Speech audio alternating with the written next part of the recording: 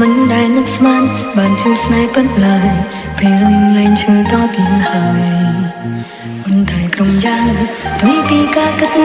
ខ្ញុំត្រូវឈឺចាប់ម្ដងទៀតហើយខកស្នេហ៍លើកនេះសល់តែជួយធ្ងន់ឲ្យមិននឹងប្រើពេលយូរប៉ុណ្ណាឡើយទៅជាបានឲ្យហើខកខើខ្ញុំធ្វើបានទុំសោយដូចជាខ្ញុំយល់រឿងគ្រប់យ៉ាងខ្លះទៅជាអស់សក្ខឹមដឹកមកស្នាមញញឹមលែទុំសា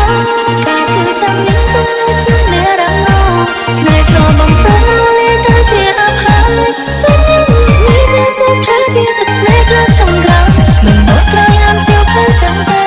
ពេលមួយនេះគឺគេមកឃើញទីពងថាចំបញ្ចង់ប្រទៅជាស្នេហ៍ដែរយ៉ាងនេះសាច់រងណាគេជួយត្រង់ចាប់ក្នុងឆាកសោកសៅនេះទុំនឹងchânខ្ញុំក៏ត្រូវឆាំឆែគ្មានសេះសល់វិញឡើយការឈឺចាំញឹមទុំនៅរំលងភាពឈឺចាប់មិនអាចបោកបង់ខ្ញុំទៅណាឡើយហើយជាភ្លឺរបួសនៅលើខ្លួនខ្ញុំនៅជាមួយខ្ញុំរហូតពេល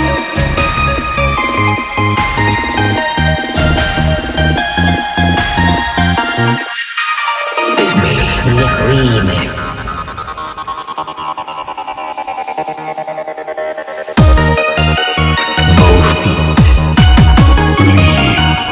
Dark Moon Team and Sloy Boy.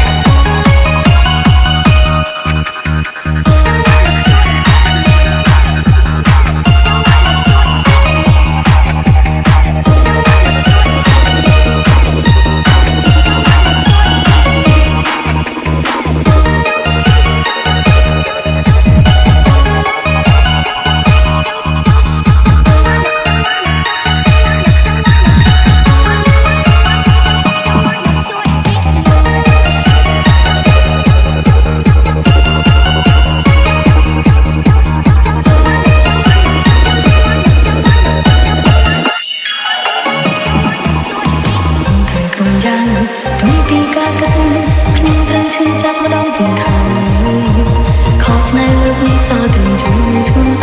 Ghiền Mì Gõ để không bỏ lỡ những video